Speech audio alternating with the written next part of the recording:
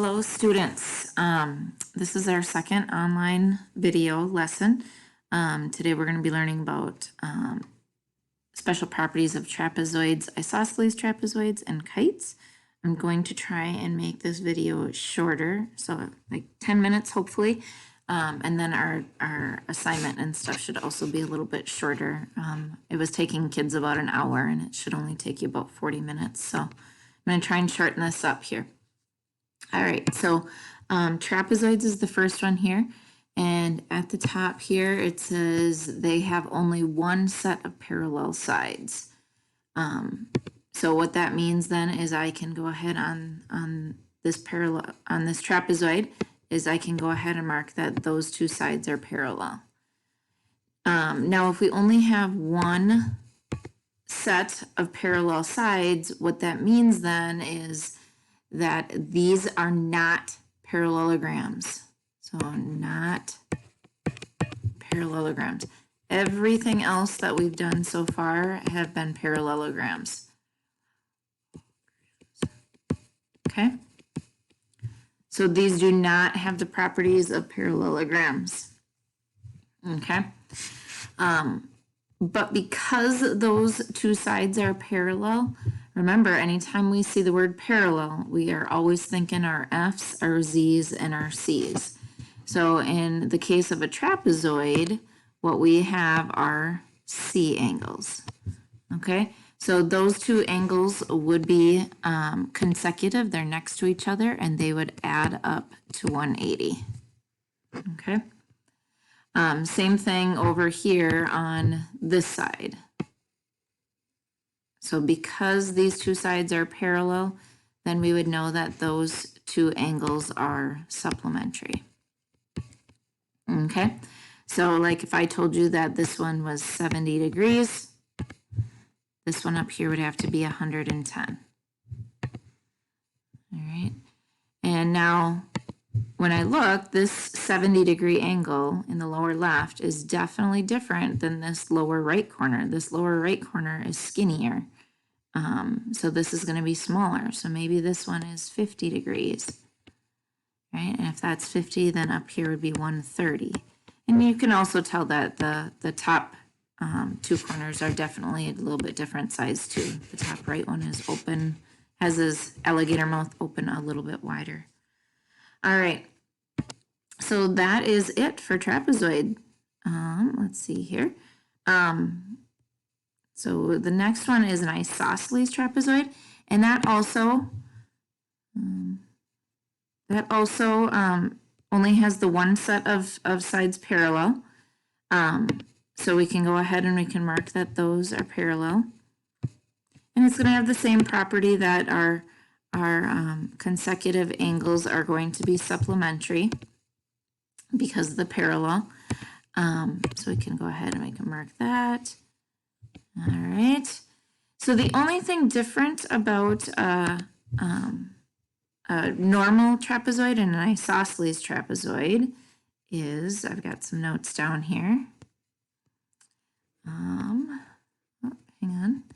Is number one, the non-parallel sides of an isosceles trapezoid are congruent. So what that means is I could go ahead, and since the top and the bottom are parallel, then these two sides would be just congruent. All right, which means that if you have an isosceles,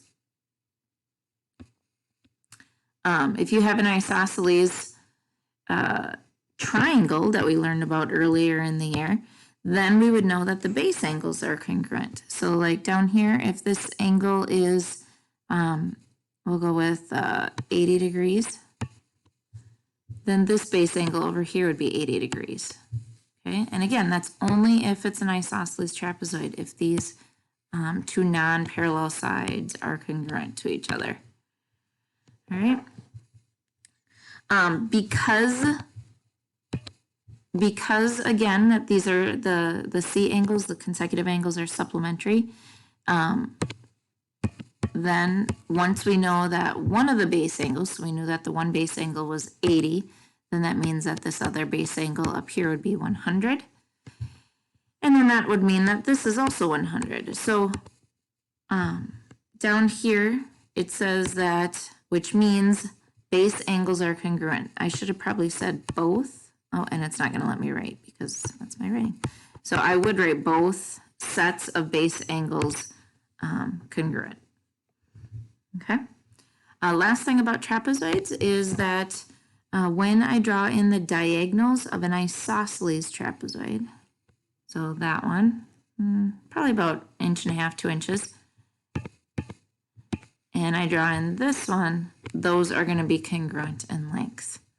They are not bisected. They are not cut into equal pieces. So we do not know that.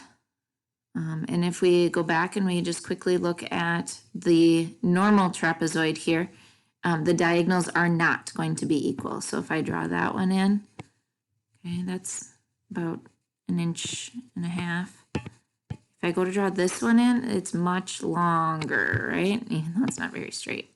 So it's much longer. So the diagonals are not congruent on just a normal trapezoid, but they are congruent on a isosceles trapezoid. Okay? All right, that's trapezoids. I'm doing good. Now we just have kites. All right, so kites. So the first thing down here at the bottom that the kites say is that we have 2 pairs of adjacent sides congruent. And I also already have those marked. So this side on the top left is equal to the side on the top right. And then the one on the bottom left is equal to the one on the bottom right. So we have 2 pairs of sides that are congruent. They are not opposite each other. We do not have parallel sides. So again, on this one, I would write down that it is not a parallelogram. We do not have opposite sides equal. We do not have opposite sides parallel. It is not a parallelogram. Okay? One thing that we do know, number 2, that the diagonals are perpendicular. So if I go ahead and I'm going to try and draw this with my, there we go. Okay. So this diagonal here, and think about how long that one is too. Again, a little over 1 inch.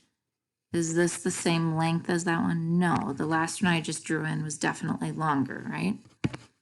So the diagonals are not congruent. I don't know if you want to write that. Diagonals not congruent. All right. So number 2, it says the diagonals are perpendicular.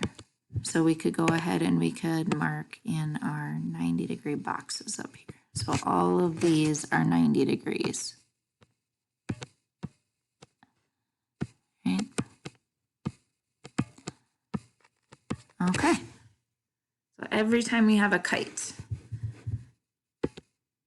All right. And then number 3, it says the short diagonal. So there was definitely a shorter diagonal. So when I look at the shorter diagonal, the angles that are opposite those are going to be congruent. So like let's say that this angle over here is 100 degrees. Okay, then this angle over here is 100 degrees. So the short diagonal, the 2 angles, the opposite angles are going to be congruent. All right. Then the last one here, it says number 4, the long diagonal. So when we look at the longer diagonal, the angles are going to be bisected.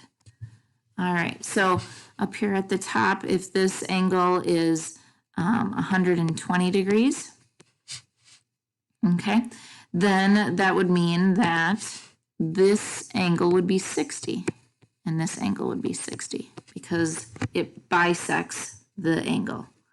All right. So one thing that we can now do is if I know this one is 60, this one is 90, that makes 150. So this would have to be 30. 60, 90, this would be 30. All right. And then if I knew the whole angle was 100, then this would have to be a 70. And same thing over here, this would have to be 70. All right. And then when I come down here to the bottom, 90 and 70 is 160. So that means that this would have to be 20 and this would have to be 20. So the big angle down here then would have to be 40. Okay. All right, and then just a quick reminder that all the angles in a quadrilateral add up to 360. So if you checked your 100 plus 100 plus 120 plus 40, it should add up to 360. All right, so those are all of our properties of our trapezoids and kites, and I made it. Well, I'm 30 seconds over, so sorry about that. All right, bye-bye.